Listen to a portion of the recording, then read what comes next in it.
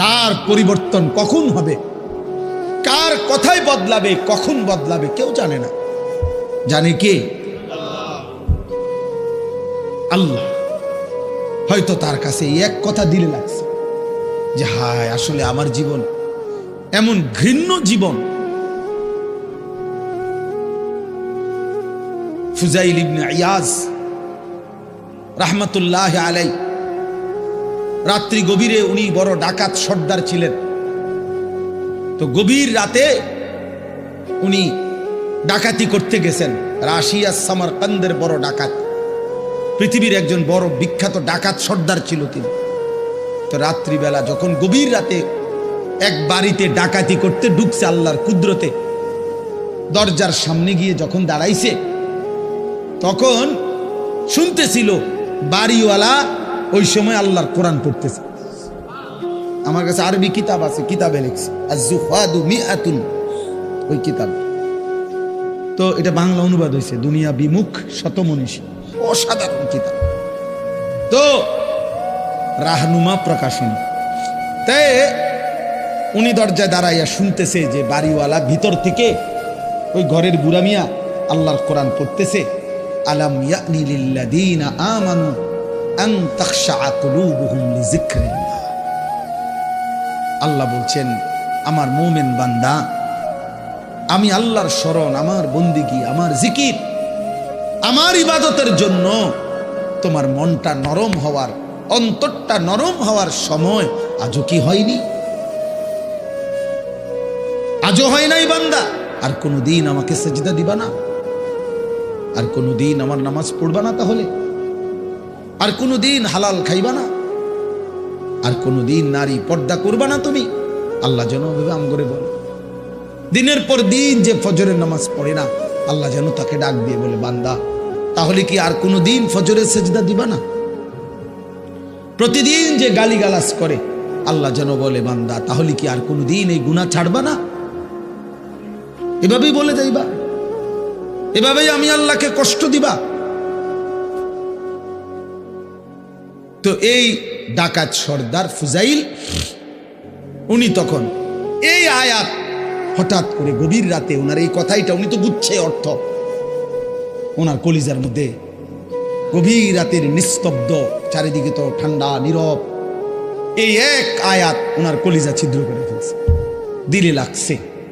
উনি পিছন দিকে ফিরে এসে চলে আসছে, বালা ইয়া রব্বি কদ আনা, আর চিৎকার করে দুই হাত তুলে বলছে, আয় রব, আয় মাওলা, সময় হলো, হয়েছে সময়, আমি আর এই নাফরমানির জিন্দেগি করব না, দিলাম ছাইড়া। এরপরে আমি যেটা বুঝাইছি আরেকটু রয়েছে কথা। এই ডাকাত সর্দার তিনি এত দুর্ধর্ষ ডাকাত ছিলেন যে ওই জামানায় আপনার যেই কোনো মানুষ, পথিক, মুসাফির, এমনকি বাচ্চা পর্যন্ত ওই অঞ্চলের ওনার নাম শুনলে ভয় পাইত। তো কিতাবে লিখছে যে মায়েরা তাদের বাচ্চাদেরকে দুষ্টামি করলে, গুণ যাইতে না চাইলে ভয় লাগানোর জন্য বলতো, এই ফুজাইল রে ডাকি, তো বাচ্চা কাঁপতে শুরু করত।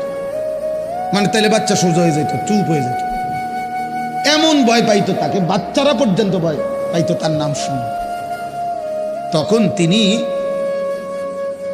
চিন্তা করছে, ওই ঠিক ওই সময় রাত্রে উনি পিছনের দিকে আইসা কোথায় যাবে এই মুহূর্তে, তো আল্লাহর কাছে এক ফোঁটা চোখের পানি ফেলতে ওনার মন চাইছে, তওবা করবে, মাফ চাইবে, আজকে গুনাহ ছেড়ে দিবে। ছেড়ে তো দিলই, ডাকাতি করে না।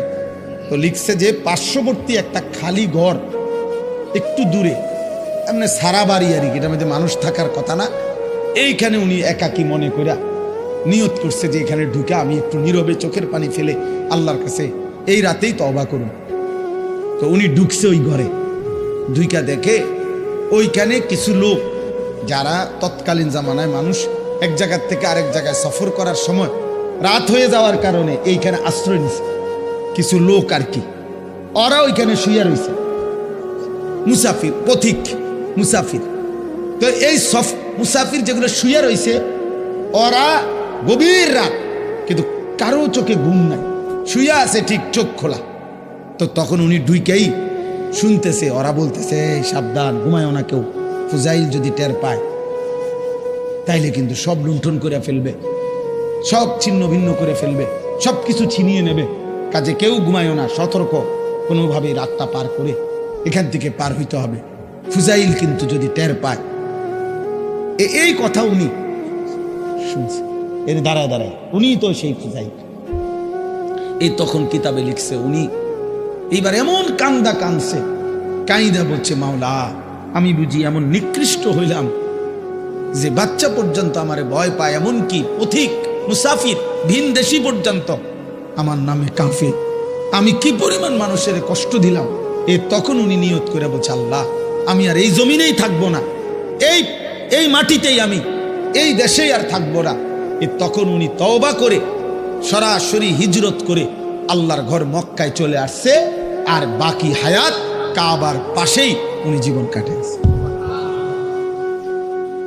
এরপরে উনি হইছেন সাইয়্যিদুল আউলিয়া, আউলিয়াদের সর্দার।